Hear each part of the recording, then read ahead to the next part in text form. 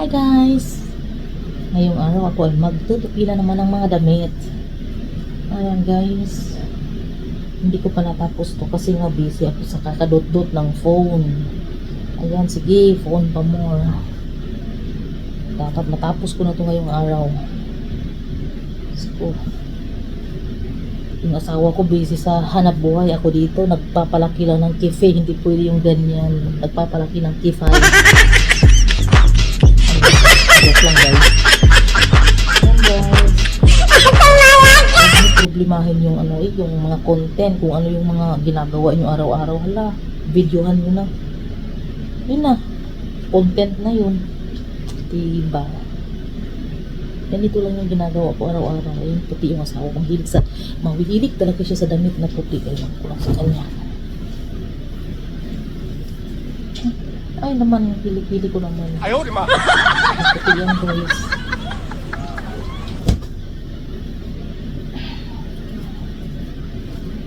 Ayan. Ganito yung buhay ko dito araw-araw. Diba? Nag-alaga ng anak. Naglilinis na walang katapusan. Tutupi ng damit. So mamaya maghahanda na naman ng pagkain bago dumating yung aking asawa. Ayan lang guys. Diba? Sino bang relate sa inyo dito? Hindi kasi mayaman eh. Sana kung mayaman yung afam po.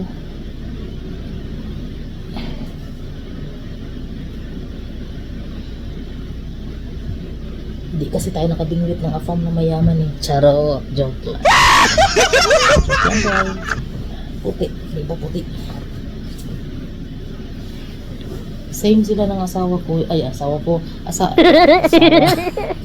Same sila ng papa ko pala. Yung papa ko din mahilig siya sa puti na t-shirt. Yung asawa ko din mahilig.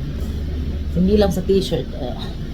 Mahilig din siya sa sa white shoes. Halos mga sapatos niya puti Puwera lang yung shoes niya sa sa trabaho. Ayan, at saka mahilig din siya sa mga sa mga dishes na puti. Wow. Same kami. Yun yung ganyan. Yun yung gusto ko, puti. Halos lahat puti yung gusto niya. Yan. Diba?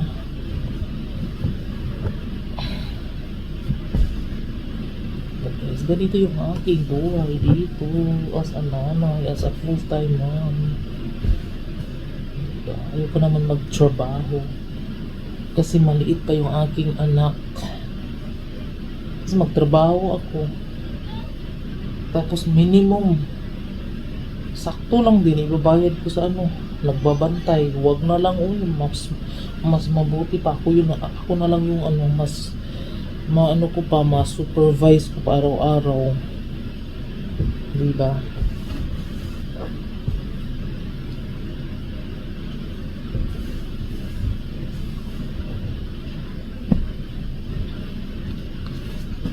Nag-aaral naman siya kaya lang ilang oras lang sa school. Pre-K pa naman kasi. Ganon.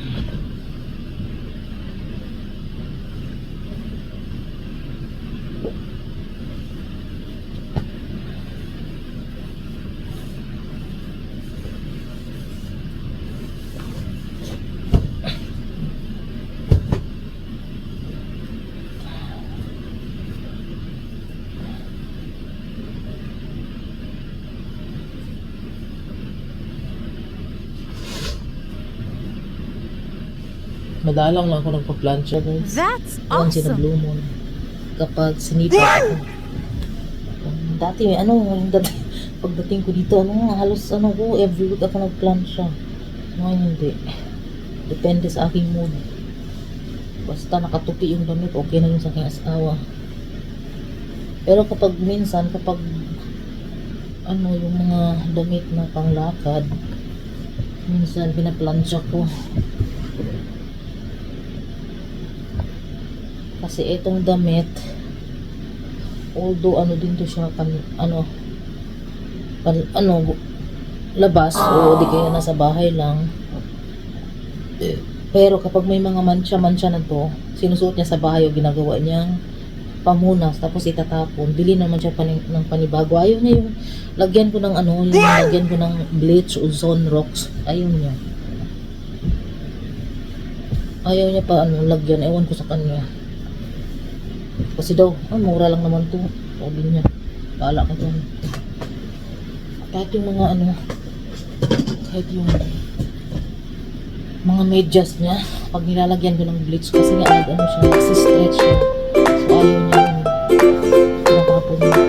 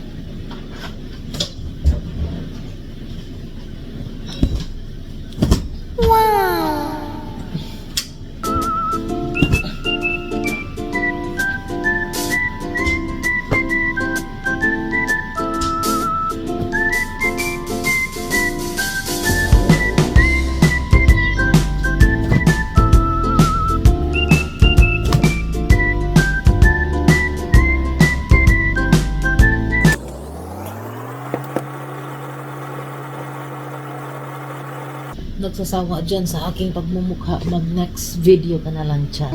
Joke lang po. Tawa ko sana ng aking asawa kasi nga na-anjalo pa siya, pumunta siya sa malapit lang dito, 15 minutes lang niya lang. Sabi sa Marina mo, gusto ko sana mamimili, kailangan mo ng license. Alam mo yung, kailangan dito 16 years old above, kailangan may license.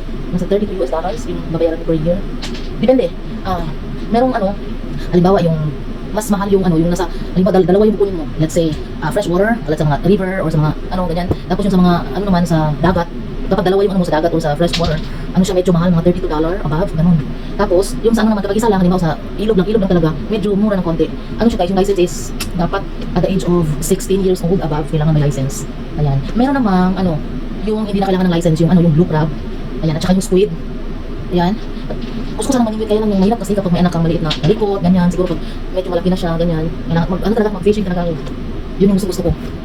Natawa ko sana ng asawa kasi nagpapaalam siya. Every time na lumalabas siya, pupunta siya sama sa kaibigan niya, o malingwit siya, o kahit sa labas lang, nagpapaalam talaga yun siya sa akin. Ayan. Marespeto siya sa akin. Tapos, sabi ko nga sa kanya, sinabi ko nga, mag-video ka, tsaka mag-picture ka, para meron akong ma-upload sa Facebook. Sa wakas, natapos na rin ako. Yan. Pero yung iba, nilagay ko na sa cabinet. Konti na lang yung hindi ko pa nalagay. Tapos na ako.